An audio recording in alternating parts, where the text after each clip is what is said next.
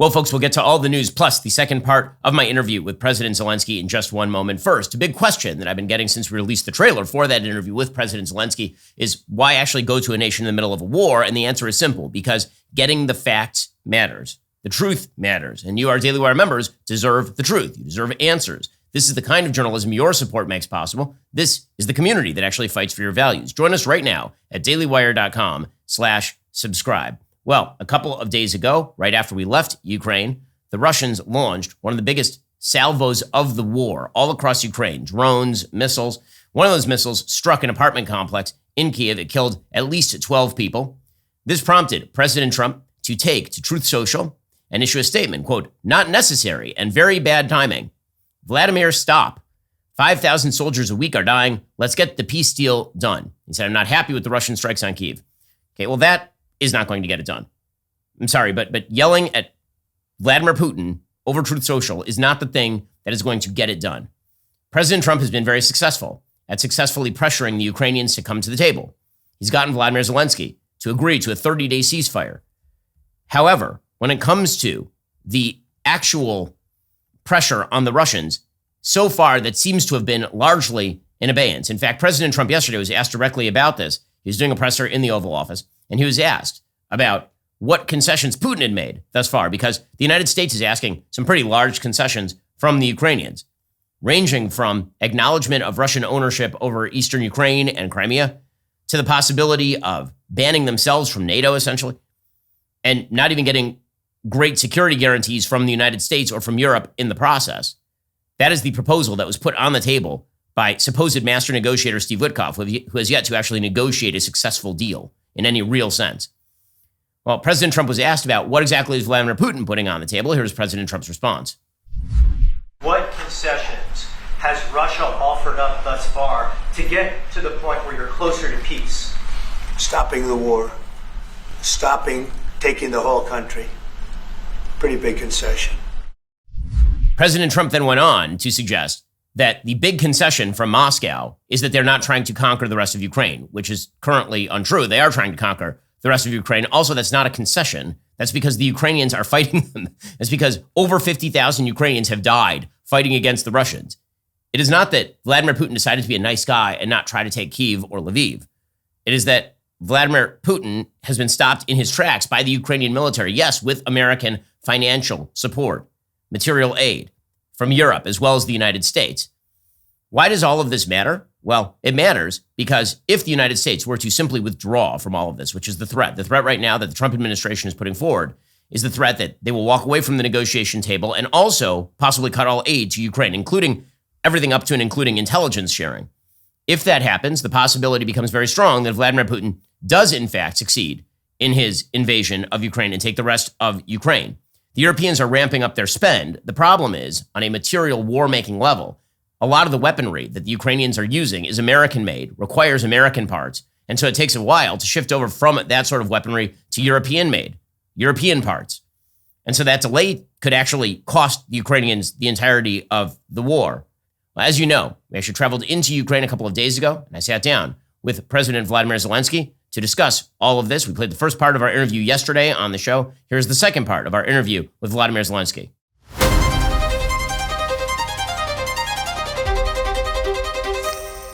So there have been a couple of different arguments that have been made by Vladimir Putin that have now been picked up by some people in the United States about the nature of Ukraine. Obviously, Putin has suggested that Ukraine is a Nazi regime, that there ought to be denazification. Simultaneously, he has suggested that Ukraine is a wild hotbed of social leftism, very big on transgenderism, same-sex marriage, abortion. How do you respond to those two varying accusations about Ukraine itself?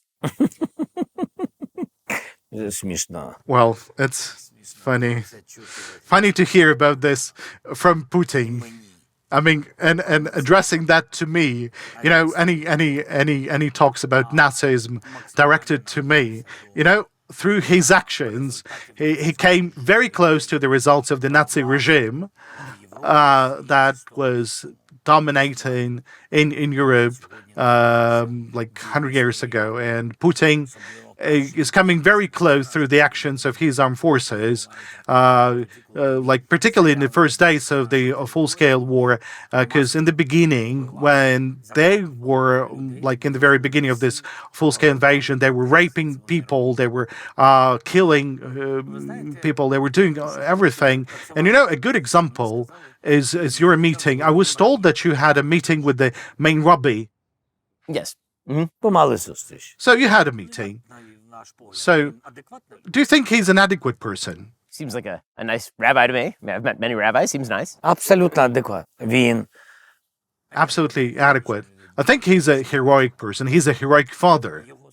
His son is a Jew. Their family, there's a Jew. It's a Jew family, but his son went to war. Do you think whether his son would be fighting for a Nazi regime? That's not adequate. What Putin is saying, the Jews, they can't be fighting for the Nazi regime. The main rabbi cannot be sending his son to the war for the Nazi regime. And there's a lot, that I have some of the ancestors, Jews, and telling that Ukrainians are Nazis, that I'm a Nazi, and that I represent a Kiev Nazi regime. Look, it's kind of it's primitive.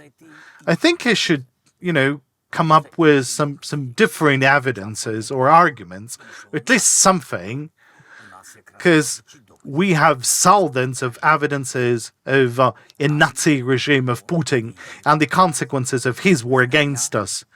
The recognition of his war, of his regime as accountable to the International Criminal Court. There's the deportation of Ukrainian children, which is recognized by the whole world.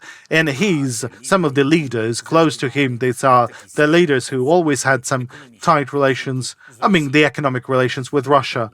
Those on the Middle East, those somewhere in the global south, even these leaders, even they are fighting for Putin to return back our children, because the abdication of children, taking them away from their relatives, even those children who lost their parents during this war, but taking those children away from the grandparents, I'm sorry, that is something that is truly more like modern Nazis, but that's not like Ukrainian Nazis at all. How do you respond to the counter-accusation, which is that Ukraine is actually just a repository of Western decadence, that it's a decadent country that's liberal and that is embracing all these socially leftist causes, and therefore conservatives in the United States, for example, should not care about Ukraine because really Russia is the more religious conservative power?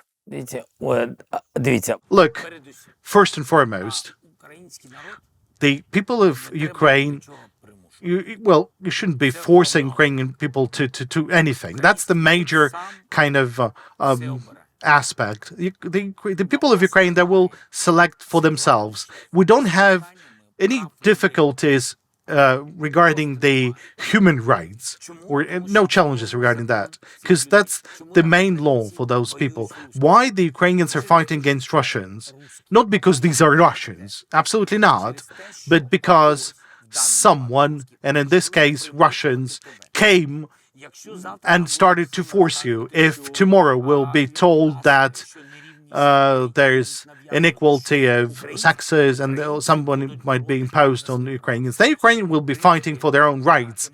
That's kind of the emotional phase of the Ukrainians. Ukrainians are free, and we are not kind of limiting Ukrainians, because you can't do that. You shouldn't be doing that, because Ukrainians will be against it. That's it. And it's everywhere. It's in the gender equality. It's in all matters related to religious choice, how to live, with whom to live, how many children would you like to have? You want a lot of children? Okay, we'll be supporting that. We are supporting that. This is very important to us. Just now, I had a meeting with the churches, and they're saying that you need to reinforce the Institute of Family because of the war, and plus 8.5 million Ukrainians left the country. So the birth rate is decreasing, and we need to reinforce that. This is the signals that they are transmitting. We are sharing those signals among the people. And I'm convinced that if you're not exerting any pressure on Ukrainians, if you have a dialogue with Ukrainians, then you can agree on everything. But as long as you, or if you're starting to force Ukrainians, or if you could start to press on the Ukrainians' dignity or Ukrainians' rights, then Ukraine will kind of turn around very fast. The Russians, they could be friendly to Ukrainians. They could be doing so, and for many years that was the case. But the problem of Russians is that they want to have Russian world everywhere. They're not respecting you, your language, your identity. They want everyone to be the same. They are saying that Ukraine does not exist. Look, they came, and most of the people who died, I mean Ukrainians who died, that was in the east of Ukraine. This is where the family were half Russian, half Ukrainian, and where the families were speaking primarily with Russian language, but most of the families like that, they were living in the East. Now, how had they Russians supported the development of their own language or culture? Nothing. No. Now, that's a totally different situation. Now the people are hating them.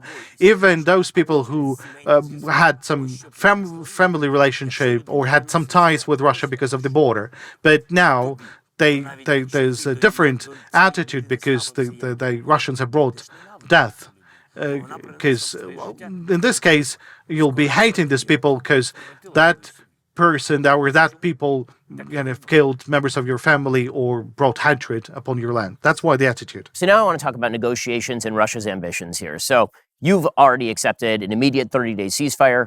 The Russians refused to accept a 30-day ceasefire or even a one-day ceasefire. They put together a fake one-day ceasefire for Easter, and then they proceeded to send drones all over the eastern part of Ukraine.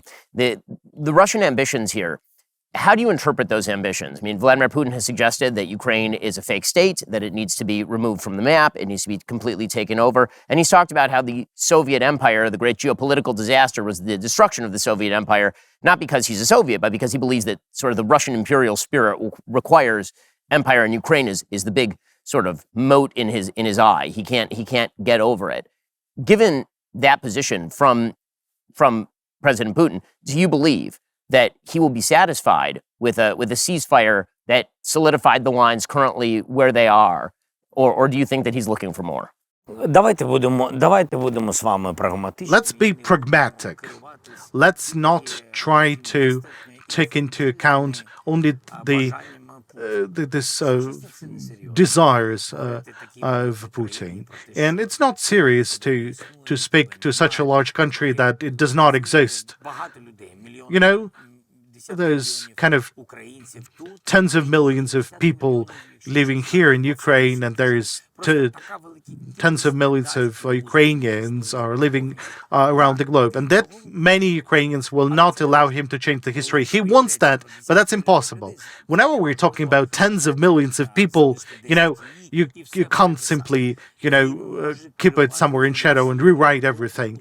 He can control the information flow in his country totally. And this is where he rewrites the history of the whole world. And I can assure you his ambitions will grow. If Ukraine will not withstand, then he will go on. And surely he already has the textbooks of history who tells who is the real owner of the territory of Poland, Hungary, etc. So he will move on. That's why I told you, let's be pragmatic. We need to stop Putin in order not to take any risk. I mean, for the world not to take any risk, first thing. And that is why we talked about NATO, about your families, about the Europeans. Why the world should take any risks. For not taking any risks, for people not to be in fear, you need to stop them. We need to stop him for not destroying us. We are fighting for our survival, and you are fighting not only for our survival, but for your risks, for these possible but large risks. I'm not wishing you this. I wish you only peace, just for you to understand correctly.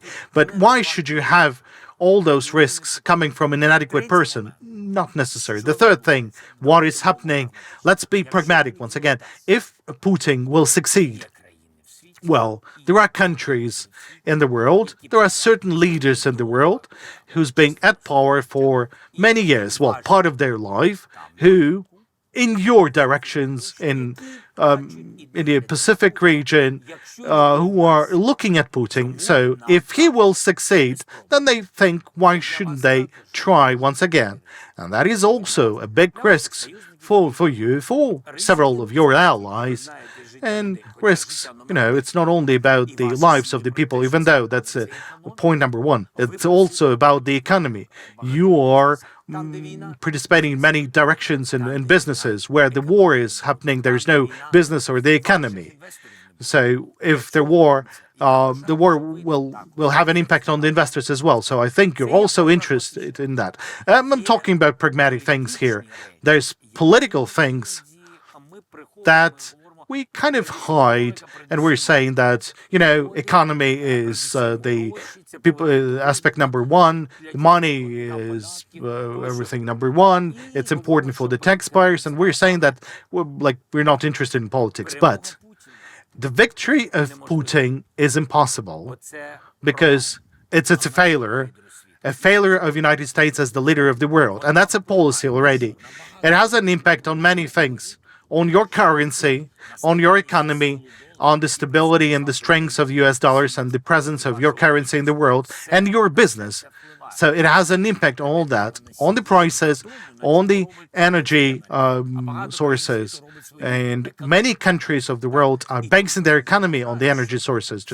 So I think that all of those aspects, the political aspects, they are interwoven with some economic or other projects. That is why I think these are big risks that might be coming if Putin is victorious, or the victory of the modern crumbling of Russia. Look at other things. Whenever there was a war in the world against a big country, a war for territory, when it involved a significant amount of people, it all went back, it all went awry, because you can't completely rewrite the history of the tens of millions of people. This is impossible. So there's another risk. For example, the United States is willing to put an end to this war very fast, and it searches for any way of dialogue with Putin. This is happening right now. So let's be frank. I don't want to criticize this policy. This is the choice. If this policy will result in ending the war in a fair peace for Ukraine, we are absolutely grateful to you. But I would focus your attention to the thing that Putin, as any dictator or an autocrat, he needs applause. He needs recognition. He cannot, keep himself alive in the isolation. And if there is leaders like United States, like China, countries big in terms of the population, economy, if these countries will recognize him, then he will kind of use it to survive, and he will continue. There will be more risks. So, United States willing to build the economic relationship with Russians, for example, and some from Trump's team or some from the business. They're looking at the policy of the president. They think that the war is going to end soon and will make the big investments, in raw materials and minerals in Russia, in territories. Look, there will not be calm years in Russia. All those money will be, will gone in vain. They will disappear, because in Russia, there's many nations who at certain time is being occupied by the Russian Empire. This is just to add to your words about the Russian Empire, about the risks. There's the Caucasus. They are absolutely different people. Believe me, I've been working there for several years. I've been to Caucasus. I've been to many countries, to many parts of their country. They've destroyed their languages. So everywhere where there is a nation, but whose culture, whose language, whose right is being destroyed, their life, their cuisine is being destroyed, they're just waiting for the moment, for the right moment. There will be a right moment. And then it will all kind of explode. There will be no unity in Russia because they were capturing other nations. So it will be kind of a boomerang that it will all return to them. And just the same in case in Ukraine, they're capturing our territories. And I think that's going to be a big challenge because not me, maybe not my children, maybe my grandchildren, but still in the history, there will be always like you were taking something that belonged to you, but there will be people who know that their grandparents are buried on the occupied territories, and they know that their homes were there, and the people of Ukraine will return for what belonged to them. And in this case, that pragmatism of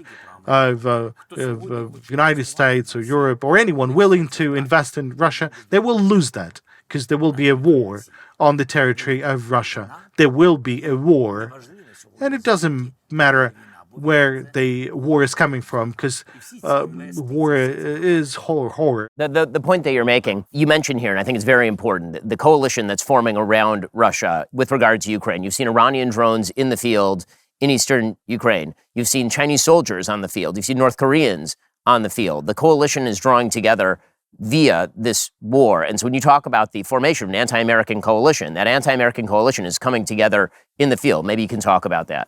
I was always surprised that United States were kind of searching for approach to Russians. Now, I'm grateful for their desire to stop, but I want to be clearly understood. The Russians will always want and desire the destruction of the United States as the leader, the destruction of the U.S. economy. Now, believe us, we were born in the Soviet Union. We had it all brought up in schools. This is the policy of the Soviet Union. This is the policy that is now returned by the Putin. He returns the policy of the Russian Empire. He's not mentioning the Soviet Union because he understands that not all the people are happy without Soviet Union. He talks about this empire, but it's all the same. The Russian, and the empire, it's all the same. Their main enemy, it's you. It's the United States. So whenever they are kind of willing to take the influence over the European states, over those who have become independent but were former parts of the Soviet Union, look, after that, he will come for the United States, because it can't be different, because the United States, is an enemy for the Russians. So now you can see this coalition, and it exists. And they're not hiding this. Absolutely not. Iran is completely with them. Completely. Iran is willing to have the destruction of the United States, just like the United States. The North Korea, they're completely with them. All of them are saying that they are fighting against the United States on the territory of Ukraine. And there's the reason for saying that. They hide the weakness of their army in that way because they failed to destroy us completely. We are now talking in the center of Kiev, in the center of Europe, close to St. Sophie. That's a fact.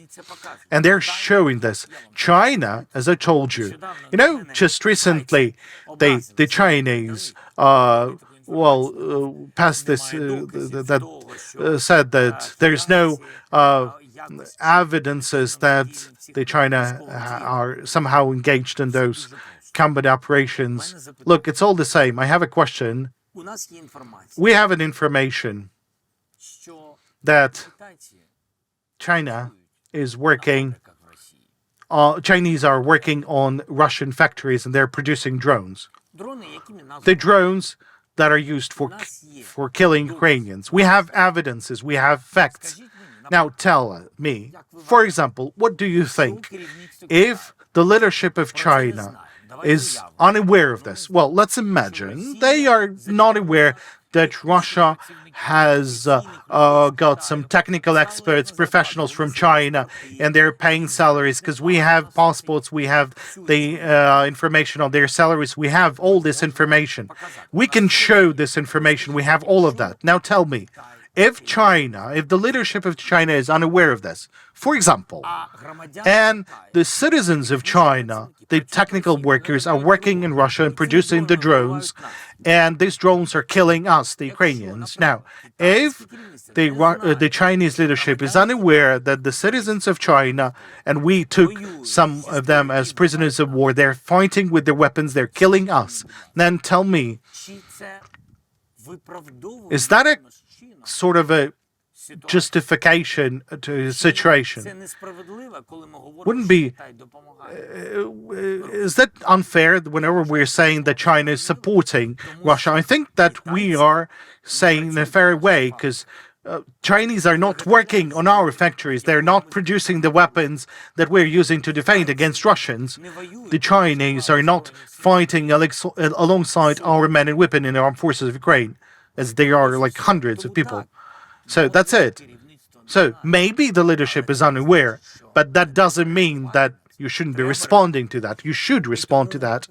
And that is why all this situation, and in any case, kind of engages you or involves you into a situation that there's this alliance with Russia on top. And Ukraine, it's just as a cornerstone, as an indicator. So whenever I'm answering your questions, you can see where I am and how I'm answering questions. What do you think? When the United States is saying that we are in between of Russia and Ukraine, and someone is exerting pressure upon us, do you understand why am I struggling to understand all of these things? Kind of, I'm demonstrating, the whole people are demonstrating that we are fighting.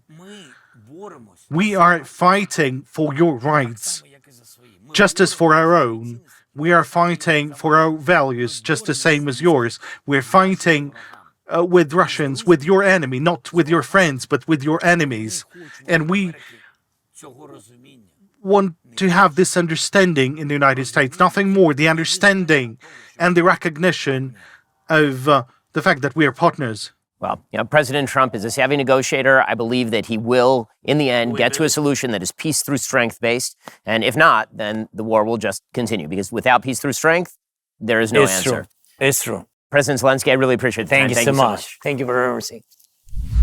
We'll get some more on this in a moment. First, FBI data shows most break-ins happen during daylight, not at night. As summer days get longer and you're out more, your empty home becomes an easier target. Simply Safe's proactive security stops threats before they happen, protecting your home while you enjoy those sunny days. Millions of Americans trust Simply Safe as their new standard in home security, giving them peace of mind whenever they arm the system. Unlike traditional systems that only react after somebody's already broken in, Simply Safe's Active Guard outdoor protection prevents break-ins before they happen in the first place. Their AI-powered cameras with live monitoring agents detect suspicious activity, speak directly to potential intruders, activate spotlights, and can even call police, all before anyone gets inside your home. Simply Safe also boasts battery backup to ensure your home is still protected even during power outages. I'm on the road right now, but I am having a Simply Safe system set up at the studio to make sure that even when we're gone, we're still protected. Plus, there's no long-term contracts or cancellation fees. Monitoring starts at just $1 a day. Everything comes with a 60-day money-back guarantee. Visit simplysafe.com/Shapiro to claim 50% off a new system with a professional monitoring plan. Get your first month for free. That's simplysafe.com/Shapiro. There's no safe like Simply Safe.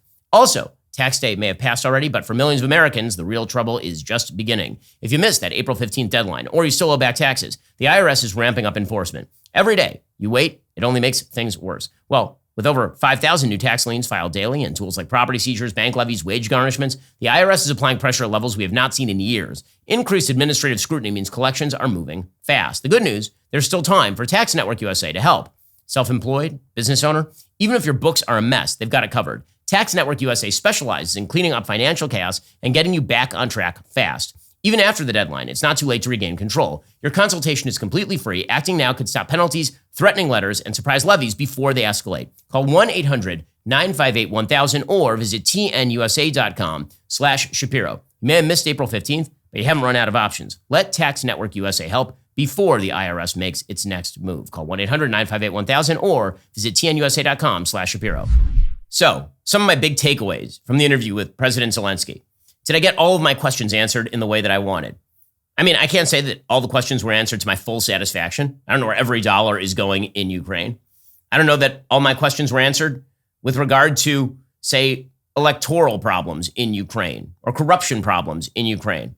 When it comes to the United States and our allies, one of the sort of great failures of American foreign policy over the course of the last 80 years, since the end of World War II, is this bizarre idea in the United States that if our allies are imperfect, somehow it makes sense to abandon them.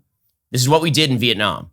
Our allies were imperfect, so we abandoned them, and then the Viet Cong took over. The same thing happened in Afghanistan. Our allies were seriously imperfect. And when I say imperfect, I mean there were a lot of terrible people involved in the Northern Alliance and then in the government in Afghanistan. Tremendous corruption.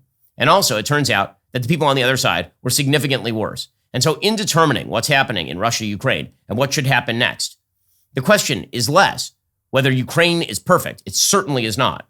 And the question is much more, what exactly does Russia want? What is in America's interest? And I can tell you this, what is not in America's interest is a growing, more powerful Russia. Because in determining how to negotiate an end to the Russia-Ukraine war that originally broke out in 2014 with the Russian takeover of Donbass and Crimea, and then was reignited by the full-scale Russian invasion of 2022, it's not enough to try to figure out what the quote-unquote rational middle ground looks like. That feels like what the Trump administration is trying to do. Find a solution. Well, I mean, you can find a solution, but unless you have a way to actually implement the solution, any solution that you propose is meaningless. No matter how hard you try, you cannot impose this solution from the outside in the way that the United States would if, for example, we had boots on the ground. And we don't want to have boots on the ground. And that means somehow you have to get the Russians to the table. Both sides need to be at the table. The Ukrainians are at the table. The Russians are not at the table. Now, we are not the dominant force in the region, nor do we want to be. However, the Ukrainians being at the table means that it's now time for the Russians to come to the table. So how do you get them to the table? Now, Volodymyr Zelensky, as he talked about in this interview, he's already agreed to an immediate 30-day ceasefire. The Russians have not. He's already agreed to a rare earth minerals deal with the United States that is heavily, heavily slanted toward the United States. We already know what the Ukrainians want. They want the Russians to stop the war. The Ukrainians did not, in fact, start this war. They did not cross a Russian border. They want security guarantees, more durable security guarantees than the ones they gave in 1994 to give up their nuclear weapons. The Ukrainians want security guarantees that are material realities, not just promises. Again, the Ukrainians have already figured out that European and American promises tend to fade over time. They gave up their own nuclear weapons for a promise that the US and UK would respect Ukrainian territorial sovereignty, and it didn't work out for them very well. The Ukrainians want the freedom to pursue a closer relationship with the EU and NATO. Again, that makes sense because, again, the Russians continue to press, so the Ukrainians want to press back the other way. What Volodymyr Zelensky basically wants here is what happened at the end of the Korean War. An armistice. In 1953, South Korea and North Korea, the two sides, they drew a demilitarized zone. They agreed to cessation of hostilities and repatriation of POWs, and then the war ended. Now, officially, the war is still happening, okay? But in practice, the war ended because North Korea understands that if it walks over the South Korean border, it will be obliterated. Partially, by the way, because American troops are stationed on that border. Now, the Ukrainians are not asking for American troops stationed on their border. They want security guarantees. They want probably some European force. We know what the Ukrainians want. We know what they want. They're ready for an armistice today. They're at the table. The real question in all of this, the question that people do not want to ask because they don't like the answer, is what exactly do the Russians want? What would get the Russians to the table? Well, here's the thing. We actually know what the Russians want. According to a speech that Vladimir Putin made last June, he wants 1, no NATO membership for Ukraine, ever. 2, Ukrainian recognition of Crimea and Donbass as Russian territory. 3, Ukraine's demilitarization and what he calls denazification. What he really means is he wants the installation of a puppet regime in Kyiv. And 4, the lifting of all anti-Russia sanctions.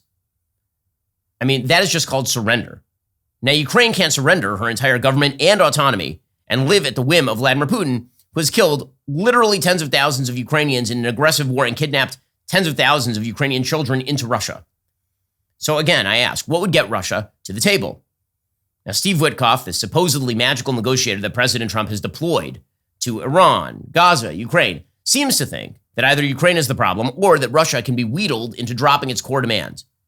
That if you tweet hard enough at them, suddenly Vladimir Putin becomes friendly. Now, he and the administration are threatening to walk away from negotiations if the two sides don't come together. This misses the entire point. Russia would love for that to happen. They want the war to continue because what Russia is saying is they want negotiation, and that's code. They don't actually want negotiation. They want a continuation. What they want is to either take giant chunks out of Ukraine until they eat the whole thing over time, or they want the war to continue until the West gives way. Why? Because Ukraine is extraordinarily key to Russia's entire vision of itself as an empire. And that empire is geared in absolutely irremediable fashion against the United States of America. You see, Vladimir Putin sees the West as irredeemably decadent, directed at containing the aspirations of the Russian people. So in November 2024, he gave a speech at the Valdai Club in Moscow. And there he said, quote, "The peril lies in the imposition of totalitarian ideologies and making them the norm, as exemplified by the current state of Western liberalism. This modern Western liberalism, in my view, has degenerated into extreme intolerance and aggression towards any alternative or sovereign and independent thought.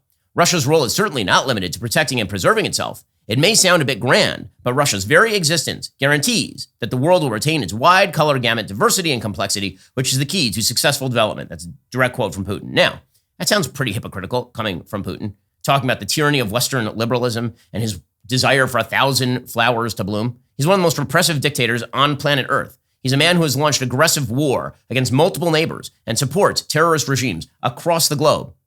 And Putin's take on Ukraine in the same speech sounds like the absolute photo negative of reality. Here's what he said in that speech. Again, this is just last year. Quote, "Today, they have been using Ukraine and its people as a tool by cynically pitching them against Russians and turning them into cannon fodder, all while perorating about a European choice.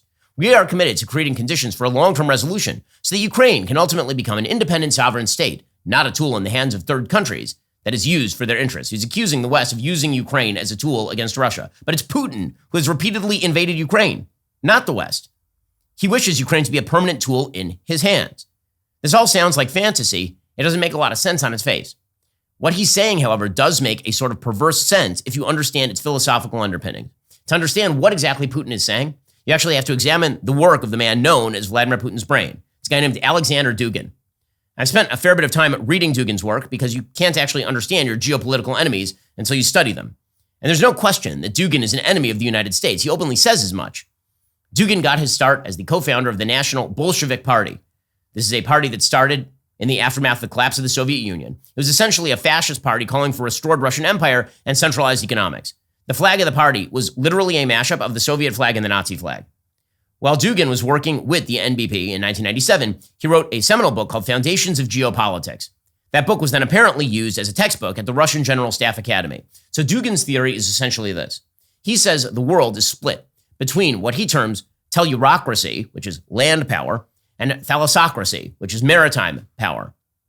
Tellurocracies are characterized, quote, at the civilizational level by collectivism and hierarchy.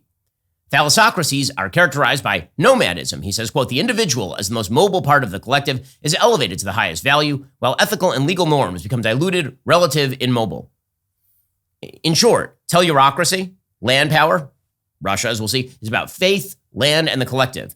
Thalassocracy is about secularism, globalism, the individual. This is all Dugin's theory. These powers correspond to the power of what he calls Eurasia, centered around Russia, and Atlanticist power centered around America. Now, according to Dugin, the Atlanticist power, predominantly the United States in the aftermath of World War II, has sought to expand its hegemony in the quote-unquote rimlands. The rimlands are the areas that surround Russia, so as to create a new mondialist new world order. Now, we should pause here for a moment to point out that this is nonsense.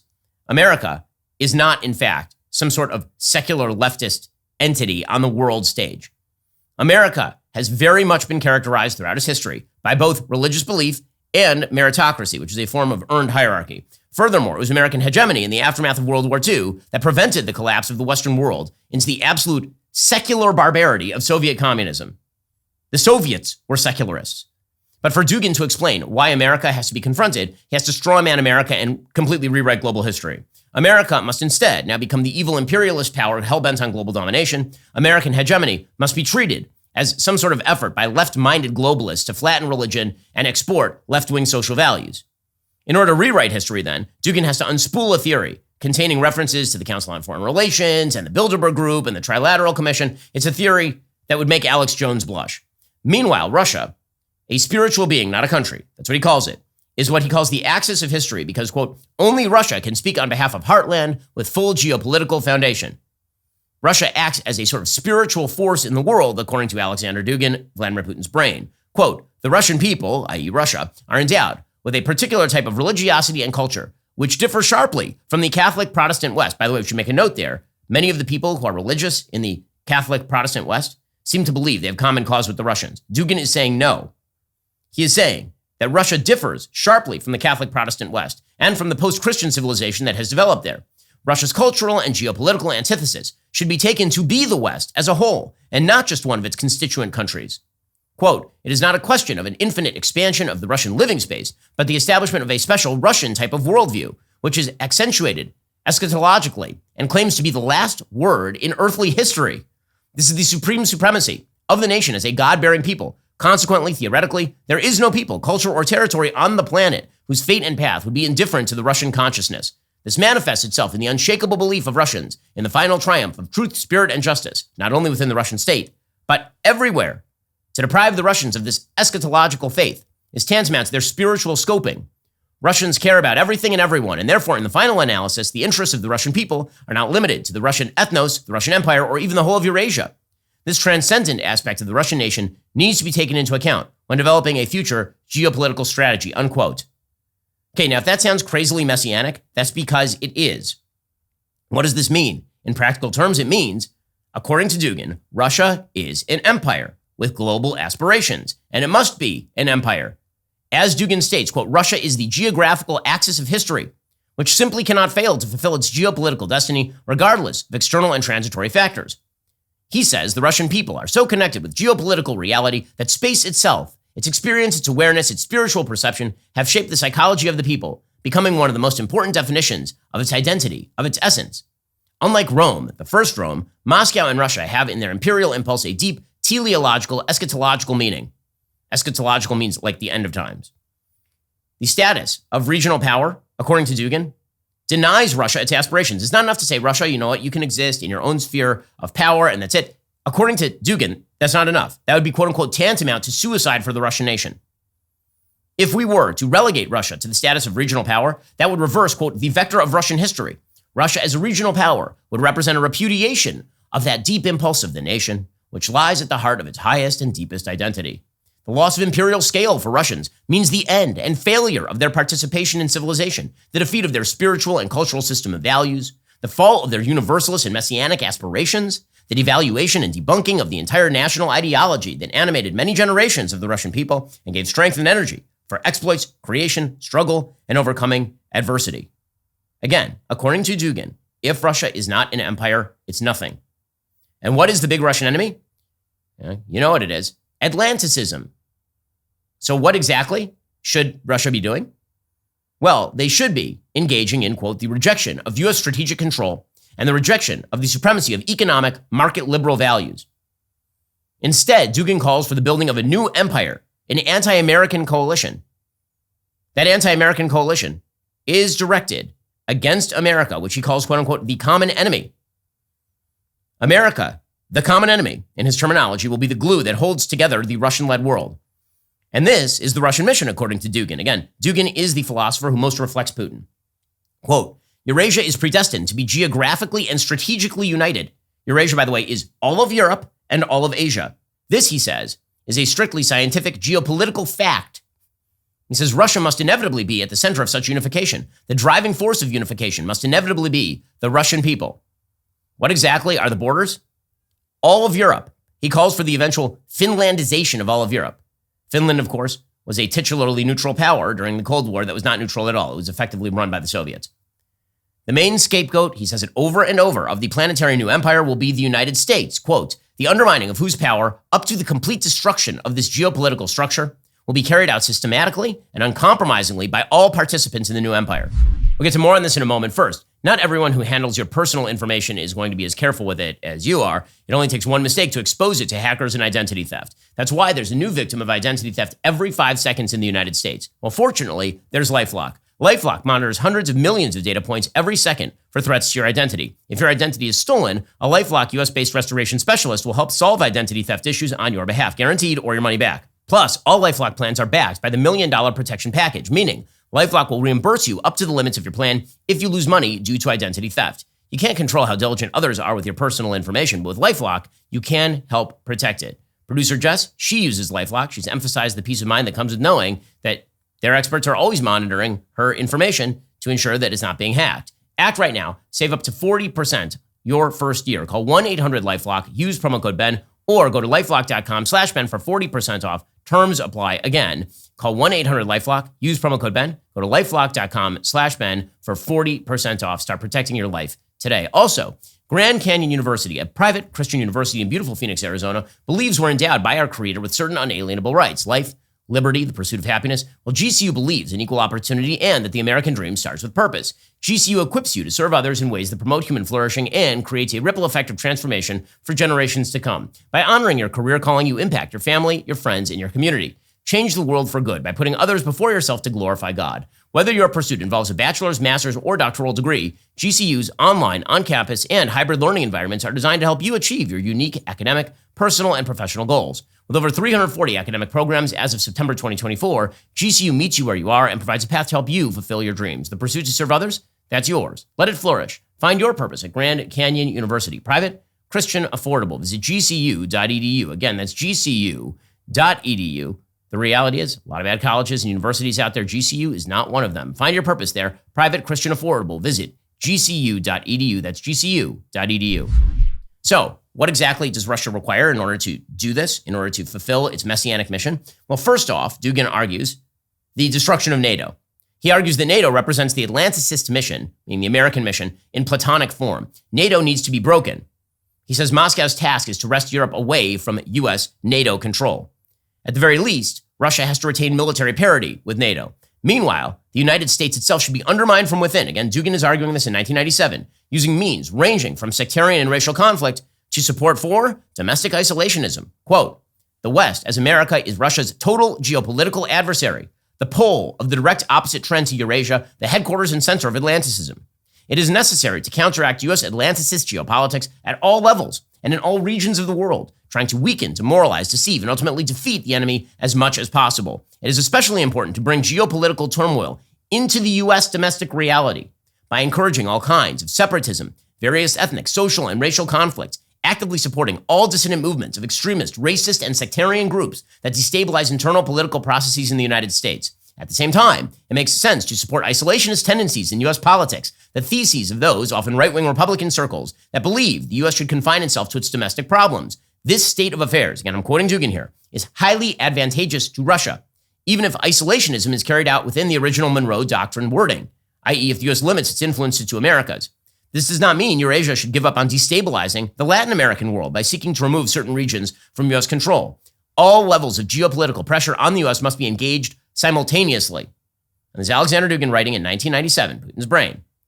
Okay, does some of that sound like things that are happening right now? Does some of it sound like it? Then there's the question of territory.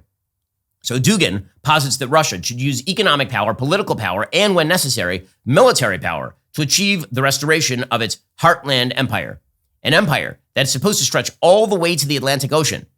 Because according to Dugin, the Soviet Empire, which was, in effect, a manifestation of Russian spiritual ambitions, was rooted in landlocked status, and that locked them in and boxed them in.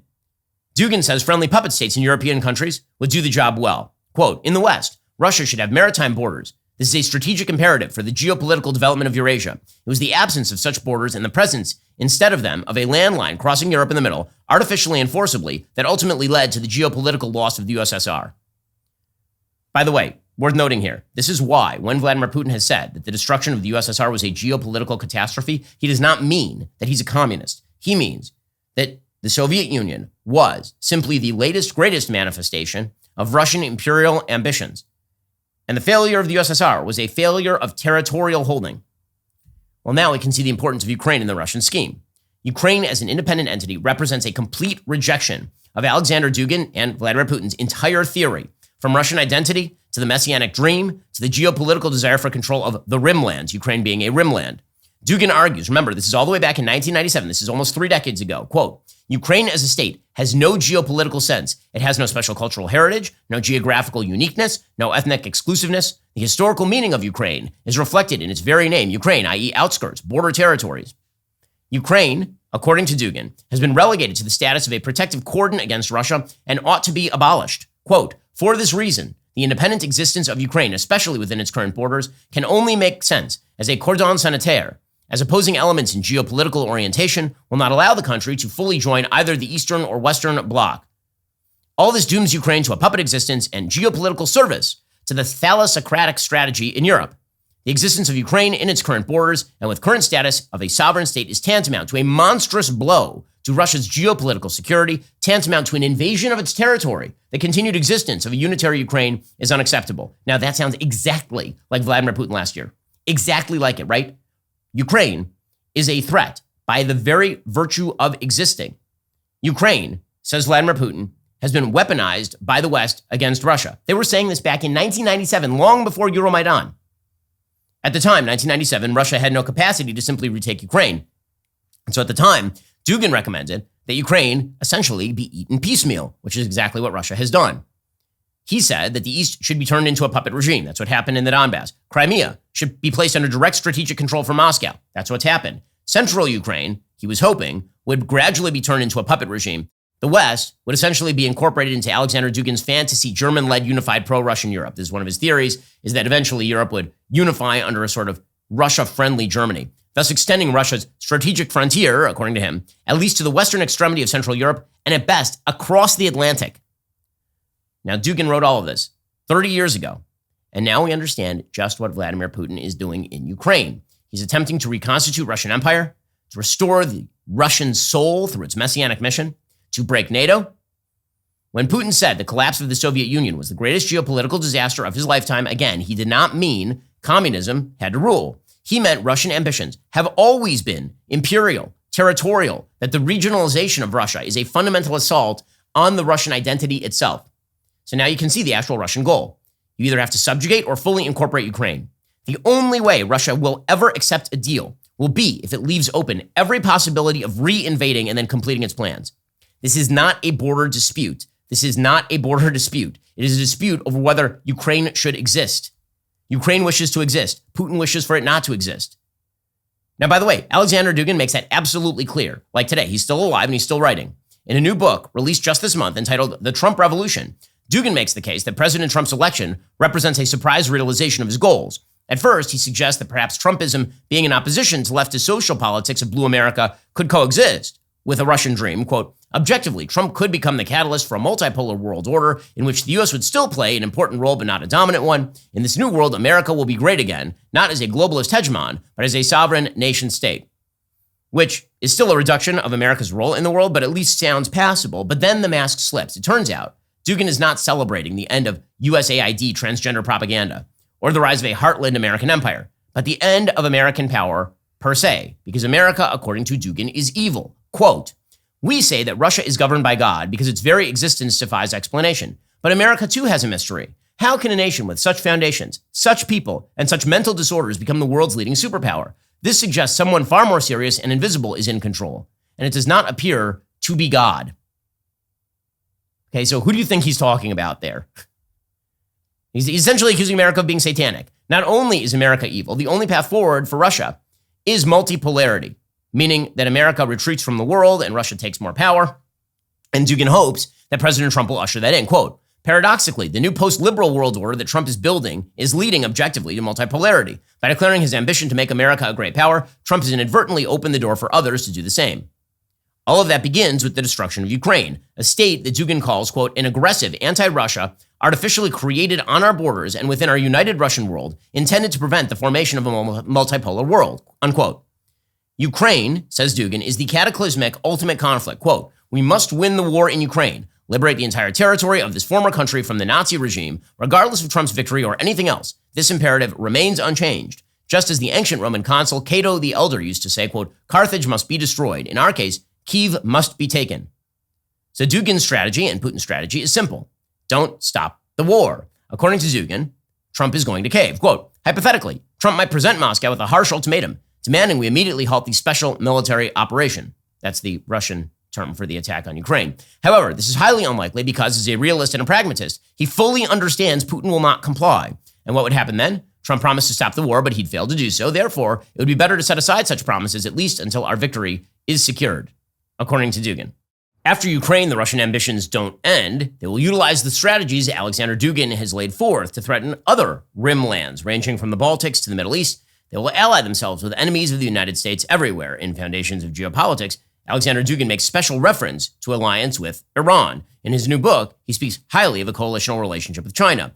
Russia, in short, is not a regional power simply reacting to the supposed aggression of the Atlanticists, a la Jeffrey Sachs or John Mearsheimer. That is mere excuse-making. Russia, under Vladimir Putin, is an ambitious regime that sees itself as a civilizational power with a messianic mission, cleverly planned and steadfastly pursued. In this battle, once again, Dugin counts, he said this in 97, on the help of the very isolationists he said that Russia should foster in that book, Foundations of Geopolitics.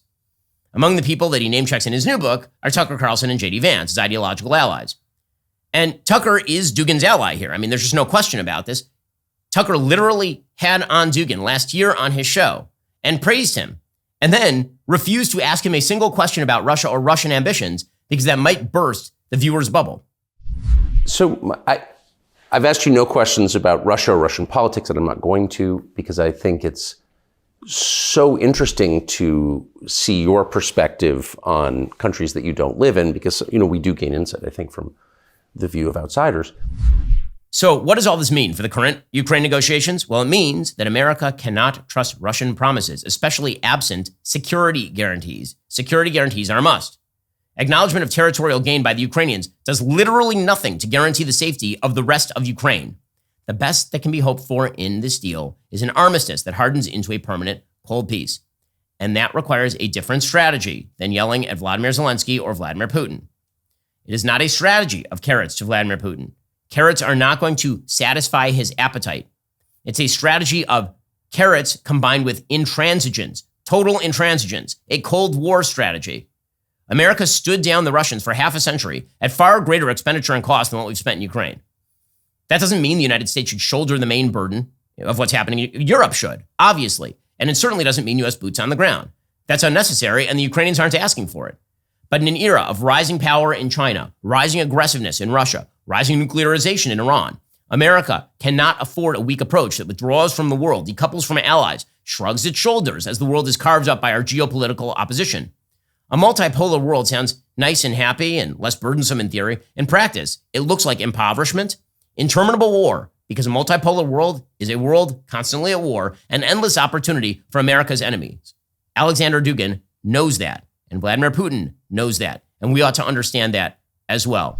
We'll get to more on this in a moment. First, looking to transform the look of your home? Blinds.com makes it incredibly easy to upgrade your windows with custom treatments. Their team of design experts guides you through the entire process, ensuring you find the perfect style and color for every room in your house. What makes Blinds.com stand out is their hassle-free approach. You can choose to handle the measurements and installation yourself or have their local pros take care of everything. There's no showroom markup. Installation is just one low cost, regardless of how many windows you are covering. We've used Blinds.com ourselves at home, and they have beautiful stuff. They make it really user-friendly. It's no wonder they're the #1 online retailer of custom window coverings with over 40,000 5-star reviews. Every purchase is backed by their perfect fit and 100% satisfaction guarantee, giving you complete peace of mind. With hundreds of styles and colors available, you're sure to find the perfect match for your home. Shop Blinds.com right now. Save up to 45%. Get up to 45% off for a limited time at Blinds.com. When you check out online, don't forget to tell them you heard about Blinds.com from The Ben Shapiro Show. Rules and restrictions may apply. Go check them out right now. Blinds.com. And again, make sure that you get that discount with Blinds.com and let them know that you got it from The Ben Shapiro Show. Okay, meanwhile, speaking of multipolarity, you see the trouble with multipolarity in exactly what China is doing in its own trade war on the United States. So recognize that in the trade war declared by President Trump on China, China has in turn declared its own trade war on the United States. President Trump is trying to find an off-ramp here. The Chinese are not. The Chinese see this as an opportunity to draw closer to all of the countries that were alienated by President Trump's original Liberation Day announcement that slammed the rest of the world with tariffs. And China is flexing its muscles with regard to all of its allies like Russia and Iran. According to the Wall Street Journal, in the weeks since the U.S. president first slapped sky-high tariffs on China, Beijing has responded with defiance. A spokeswoman for China's foreign ministry posted on X footage from 1953 of Mao Zedong promising to fight to the end against US-led forces in the Korean War. "We are Chinese," she wrote, "we won't back down." The Mao post and other messages from Beijing highlight what China sees as one of its core advantages against the United States. While Trump and his Republican backers are vulnerable to the whims of American voters, the party Mao built is deeply entrenched, having maintained power through more than 7 decades despite war, famine, political upheaval, and financial crises.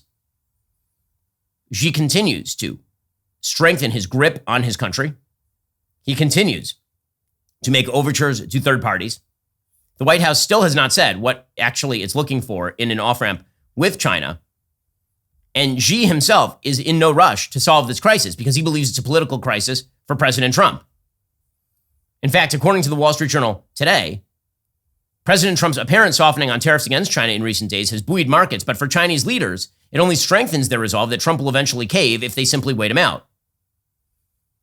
A Chinese foreign ministry dismissed any suggestion the two sides are even negotiating as fake news. So Trump is saying we're having great talks, it's all going well, and China's like, no, we're not.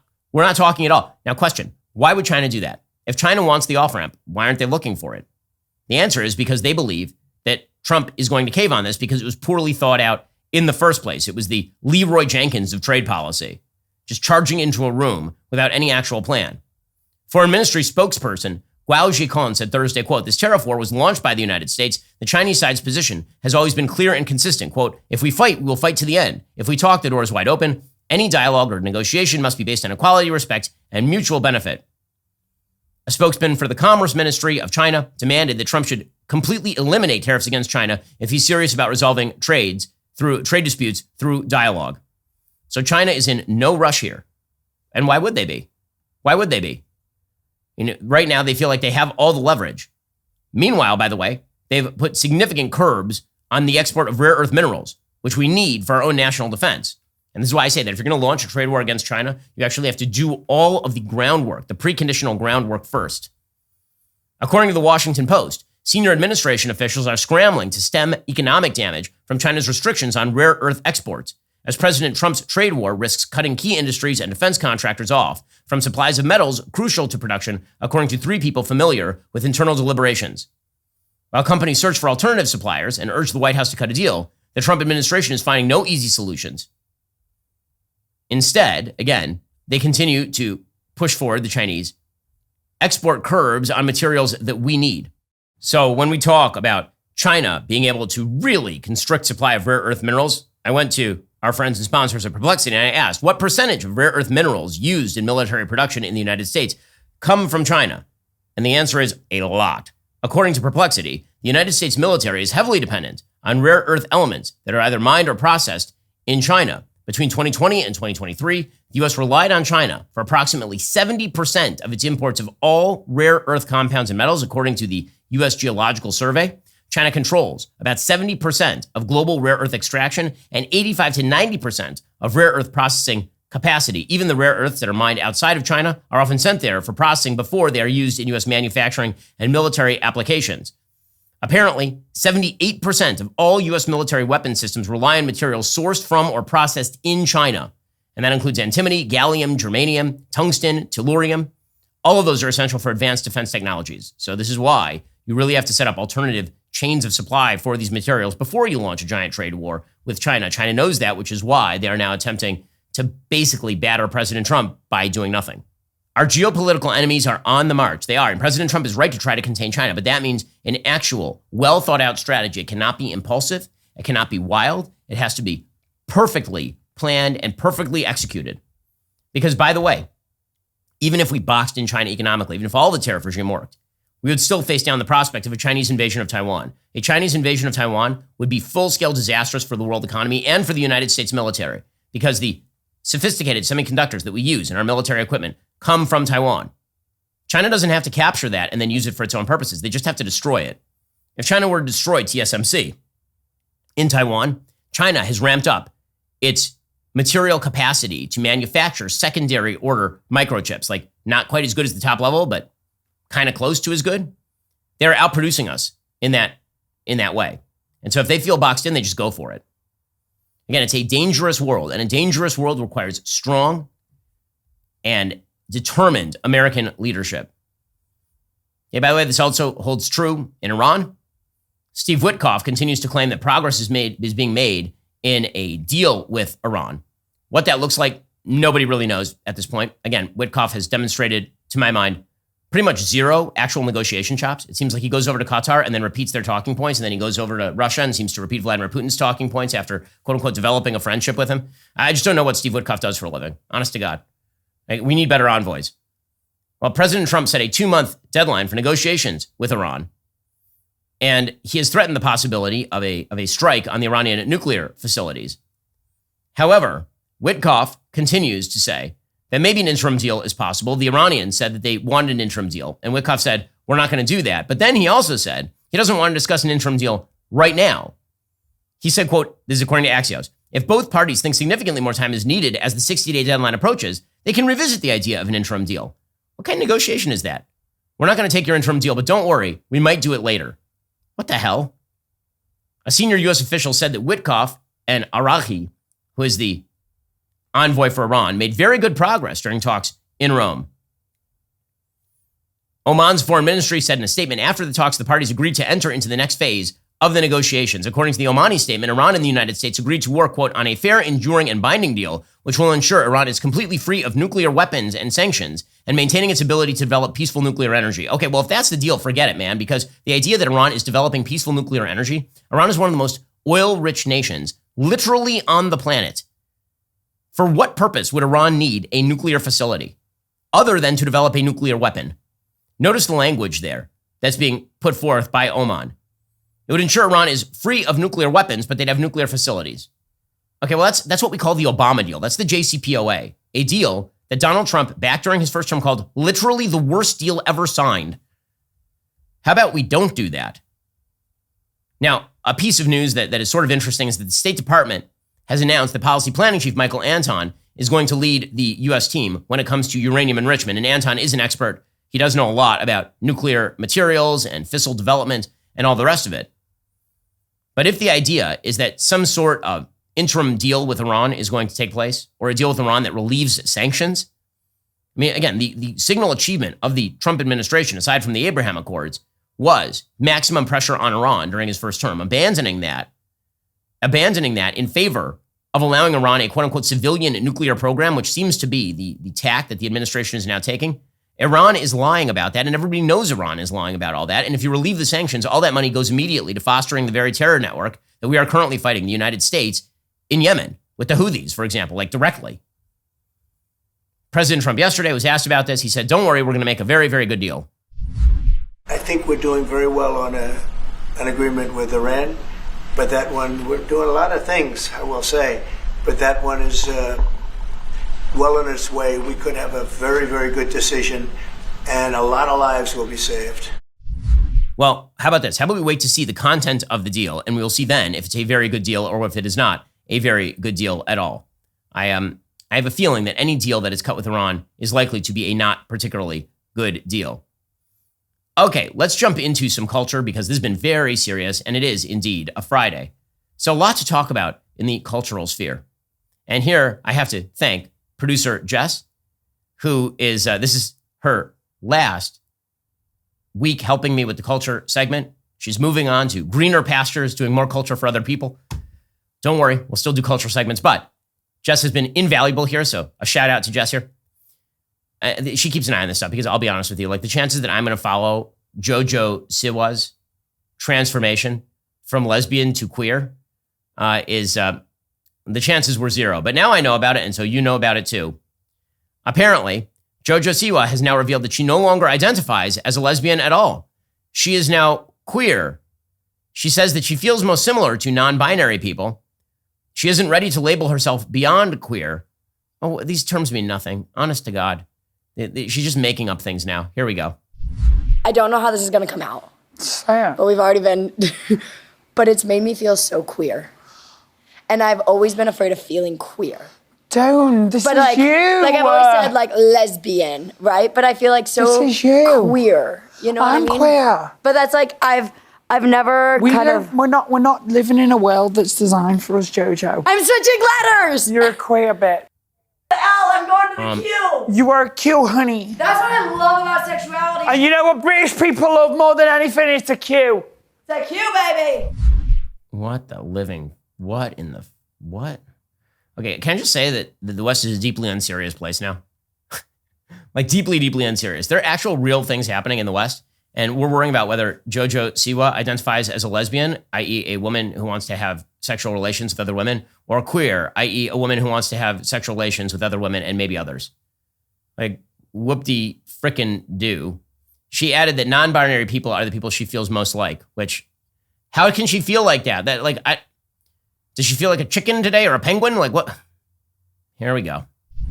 I've met a lot of females, love them, don't feel like I'm them. Met a lot of males, love them, definitely not them. Met a lot of people in my life that are non-binary. And these beautiful non-binary people are who I feel the most like. And I don't know, it's not something that I want to say about myself yet, but it's something that is confusing.